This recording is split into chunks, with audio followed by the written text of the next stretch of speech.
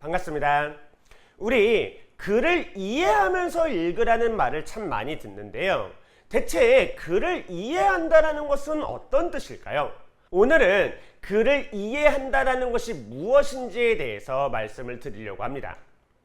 제가 항상 맹목적인 독해는 매우 나쁜 것이다 라고 말씀을 드립니다. 글을 읽어야 된다는 목적성이 너무 강해서 이해를 제대로 하지 못한 채 정보를 머릿속에 우겨 넣는 형태가 이루어지기 때문인데요. 우리 항상 글을 읽으실 때 이 두 가지를 주의해 주셨으면 좋겠습니다. 뒷부분을 읽기 전에 앞부분을 이해하는 게 먼저여야 한다는 것, 그리고 문장을 이해할 때는 단어를 풀어서 읽어야 한다는 것입니다. 예를 조금 더 구체화해 드린다면 단어의 뜻을 생각하면서 읽고 앞부분에서 설명되어 있었던 개념이 있었다면 그 개념과 연결지어서 읽어주어야 한다는 것입니다. 오늘은 20년 9월 모의평가를 통해서 보여드릴 건데요. 딱 한 문장을 준비해 봤습니다. 한번 문장을 읽어볼게요. 양수인이 간접 점유를 하여 소유권 이전이 공시되는 경우로서 점유 개정과 반환 청구권 양도가 있다라고 되어 있습니다. 많은 친구들이 이 문장을 어떻게 읽느냐, 양수인이 간접 점유를 하여 소유권 이전이 공시되는 경우에 점유 개정과 반환 청구권 양도가 있어 라고 써져 있는 그대로 머릿속의 정보를 정리하기만 합니다.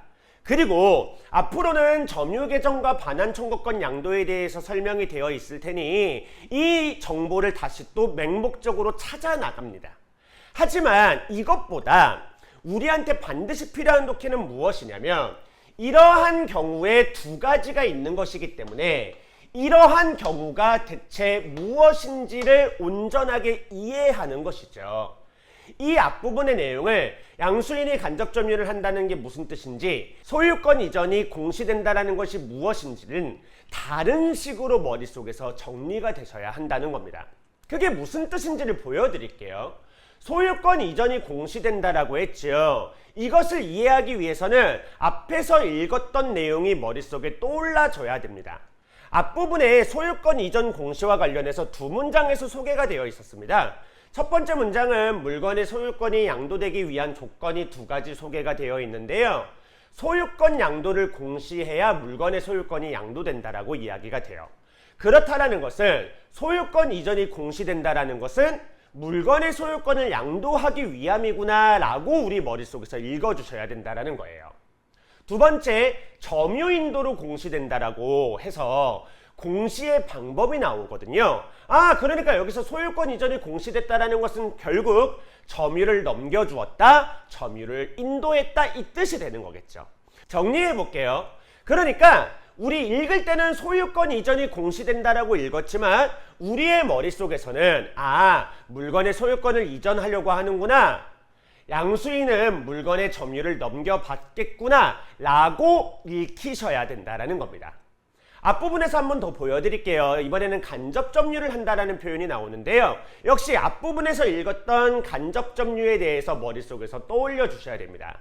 앞부분에는 직접 점유라는 것과 간접 점유라는 것이 무엇인지를 대조의 형태로 설명해 주고 있습니다. 잠시 한번 독해를 보여드릴게요. 직접 점유라는 것은 물건을 물리적으로 지배하는 상태인데요. 이 물건을 물리적으로 지배한다라는 말은 좀 어렵다라고 생각한다면 이것이라고 이해를 하시면 되겠죠. 그리고 뒷부분을 볼게요. 어떤 물건을 빌려 쓰거나 보관하는 사람이라고 되어 있죠.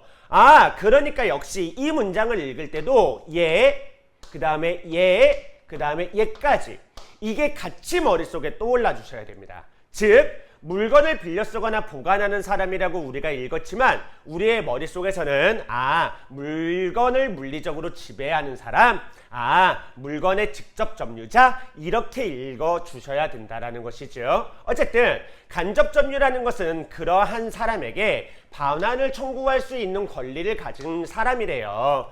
다시 한번 반환 청구권을 가졌다라고 이야기가 나오는데 이것은 같은 말이니까 하나는 넘어가도록 할게요.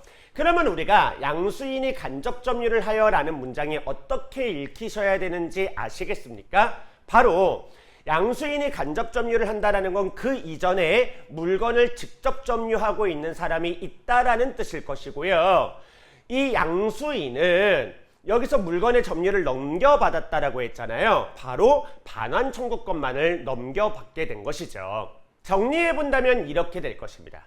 그러면 우리는 이제 이 문장들을 읽으면서 머릿속에서는 이렇게 정리가 되었으므로 이 두 가지 내용을 조합하여 다시 새롭게 의미를 정리해 볼 수 있습니다. 양수인이 간접 점유를 하여 소유권 이전이 공시되었다는 것은 결국 물건의 소유권이 바뀌었다라는 뜻인 거죠.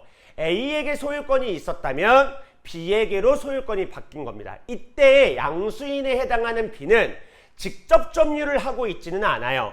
다만 반환 청구권을 가지고 있을 뿐이지.